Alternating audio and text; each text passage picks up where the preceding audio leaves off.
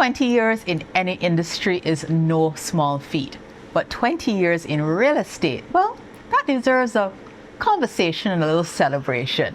Today, we have the privilege of marking that milestone with Sharita Odell, boutique listing agent. I like to say agent to the stars.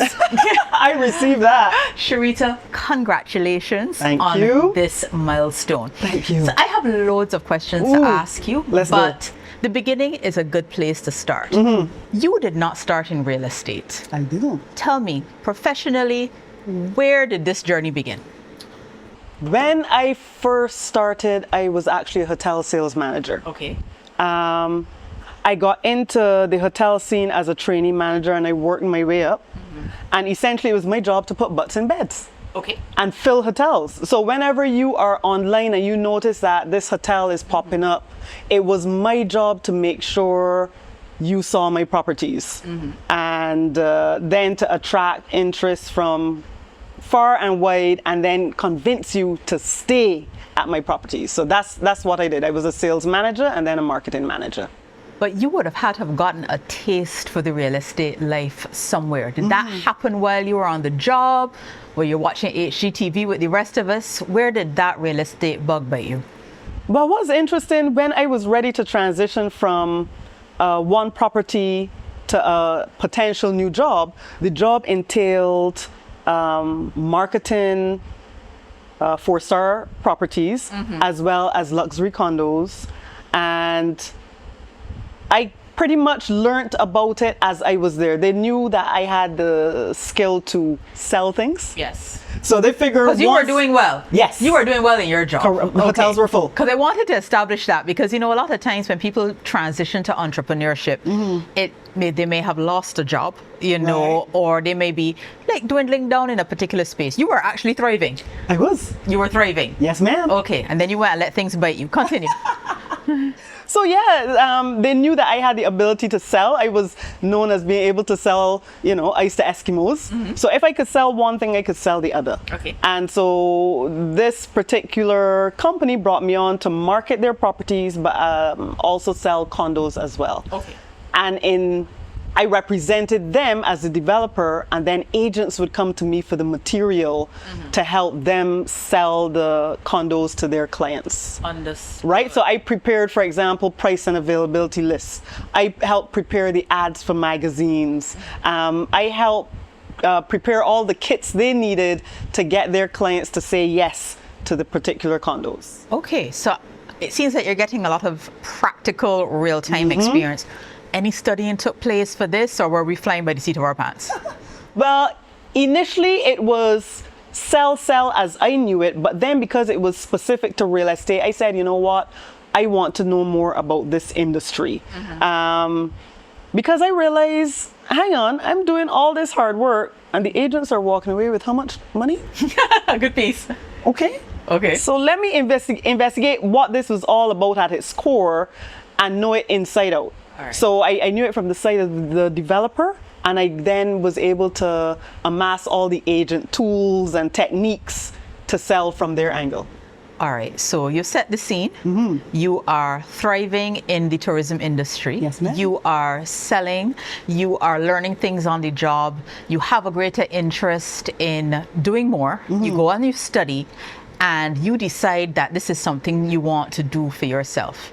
Now, this seems smooth, right? Was it as simple as, or as cookie cutter as, okay, I'm going to go, I've studied this and I'm going to go and try for myself. What was that actual process like for you? You'll find that when you talk to entrepreneurs, there's always that crossroads that they come to where they have to make a choice. And mine was kind of similar. Essentially, I came to a point where the work environment started to feel a little bit hostile. Okay. Mind you, everything was happening from my end as it should. I was given a stellar performance review. Things were going well. But because I'm one of these people who I like to do a lot of things, I was teaching babies to swim. I was teaching adults to swim. I was marketing for this company. I was doing I think you're marketing for athletics. You're bilingual. Yes. Okay. You know, I was doing tour guiding for, you know, different tour operators and so forth. And I was busy and happy. And it was felt as if at the time when I started to learn about real estate, I hadn't sold anything. But then I went and bought a little sexy vehicle. What kind of vehicle? Durr. I mean, because sexy is relative, so I need to just make sure you have. Okay. It was a 2-door BMW 3.18 Ci. It was a sexy coupe that was fast. Okay, so you went and bought a BMW 20 years ago. Yes, when ma'am. they had like 3 on the road. That's not true. Okay, no problem. Continue. Tell your tale. The point is, tell your tale. Go ahead. The job at the time afforded me the ability. You're very uppity though. Because this is you're mashing some corns here. The job at the time afforded me the ability to buy this vehicle. Okay. However, it seemed to have been perceived that I had sold an abundance of real estate to buy the vehicle. I hadn't sold anything yet. All right. So the work environment changed. Yes. What tipped you to the line of, okay, this is not something I'm tossing around in theory? What got you through the door? Or should I say out the door in this instance? When I was pretty much called into an office and told, we want you to divorce yourself from all external activities. I mean, I guess what we now in these days call side hustles. Yeah. Okay. And I was like, pardon? Hello? And I heard a little voice say on this right shoulder, it was little but very clear. And it simply said, this chapter is closed. All right. It was so clear that I could not ignore it. So you were really at, I guess you could say, the crossroads that even though you were hitting all your markers for work, anything else that was yours that you wanted to develop separately, even though it wasn't a conflict of interest, you would need to say no. Correct. And that was not, how do you not have external interests? Like, how do you stay a slave to a job? I couldn't even conceptualize that. So when I heard that small voice, I was like, okay, I knew what I needed to do, which was bring the job to an end. Okay, so we have left the job that is paying the bills. Yes, and right? it paid well. And it paid well because, you know, it bought us our sexy car. Let's be clear, it bought us our sexy car. And I just want to make sure, because I mean, we're 20 years later, right? Can you cast your mind back to, okay, I have fired the good work that was paying me enough money to buy the sexy job and go on trips and live a good life. Yes. At those days, we didn't need lashes, but we were living comfortably. Those early days now, as a realtor, and you are, sorry to say, you're a little black girl out of nowhere. It's right? true. You're a little black girl out of nowhere. Back then, there were not many of me at all. Okay. What were those early days like for you? I remember when I started asking questions about, you know, the industry, I remember being told, yeah, it's a nice industry, but maybe you should consider something else. Okay.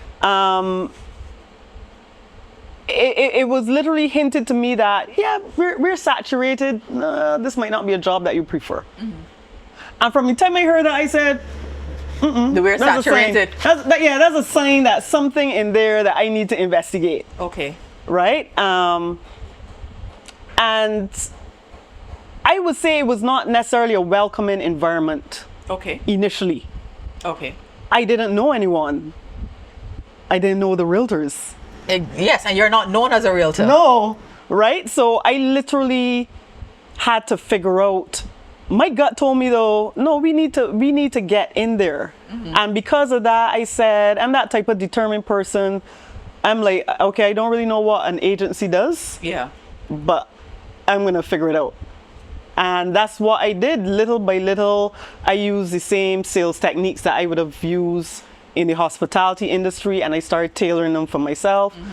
I don't know if that ever aligned with what an agency does, but I was like, we can create something yes. that brings business out of this eventually. All right. So now we're off on our own. We are getting the lukewarm welcome, but we've already fired the job, so we have to stick with it. Correct.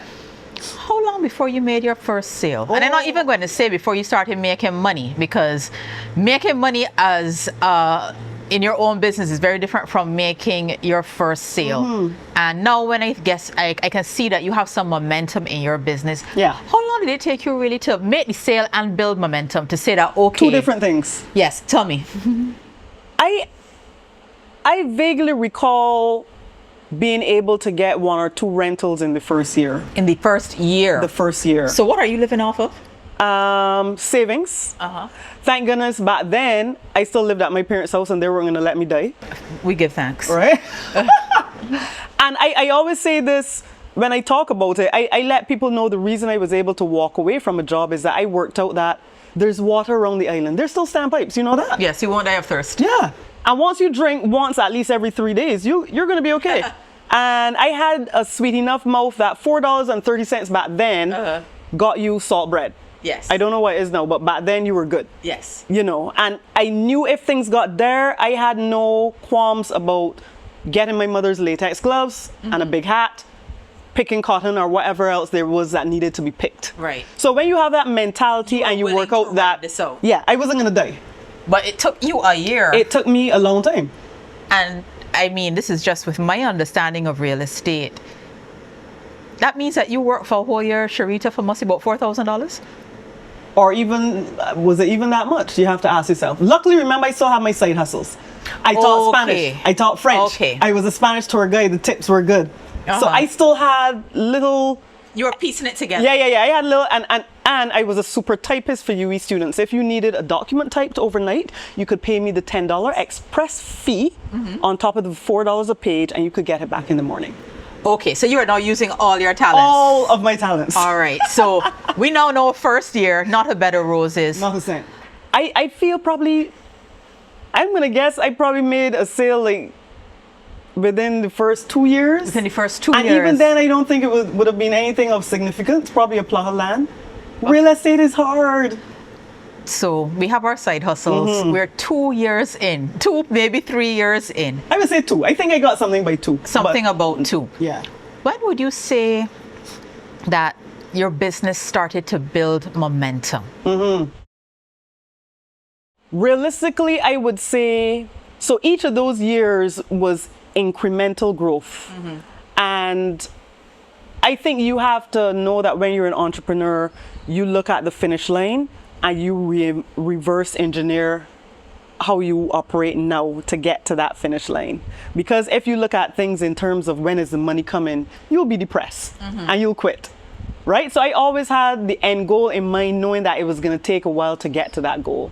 What people don't want to hear is that, yes, it built up momentum. It was self-sustaining in the sense that I don't think I took a salary until year 6. Year 6. 5 or 6 was when I started paying myself. Because literally the money came in and it was turned over into what the business needed. Got you. You understand? I'm glad, just to stop you there, you're speaking about reinvesting in the business, money coming in and going into what the business needed. Right. Now, just from looking on the outside, all right, so you can sell real estate, you don't own the houses. What does a business need? What are you taking this money to invest in? I need to let thousands of people know that this house right here is for sale. So even if somebody says, sell this house, I need to find one person that is attracted to the house, that is willing to part with their money to secure this house. So we're spending money on marketing. Correct. And marketing is what? It's advertising, it's what? Advertising, back in the good old days, a lot was spent on newspaper advertising because social media wasn't as strong. And then also too, you just had to, don't forget you're driving to all these places. Okay. That's gas. You still wanted to be sensible and make sure, you wanted to try to be adult and make sure you had some sort of, you still had to spend on yourself thinking long term. Got you. Prepping yourself for retirement and insurance and car insurance, right? But the business more so needed a lot of marketing. A load, you can't just put one ad in the newspaper and pray and hope it works. You need to do it repeatedly, because it said And that's a part of the service of yes, an agent. Okay. and it said that sometimes somebody needs to see something 7 to 11 times to then say, I'm really interested in this. So you spoke about advertising in the paper. Where else are you promoting these properties? Where I need to know where all this money, where is money going? Where's money going? So then too, don't forget there were real estate specific magazines. Okay. They're not cheap. Got you. Right? So you literally have, and when you're advertising and talking real estate, you can't be talking a little 1-inch by 3-column ad. It has to be big. It needs to look authoritative. It has to be colorful. That is money. So sometimes I had to make a decision: do I buy the quarter page or pay car insurance? And signage. Yeah. Now, I notice your signs. I don't know if it's because I am partial to them, but where you get these obnoxious buy me signs from?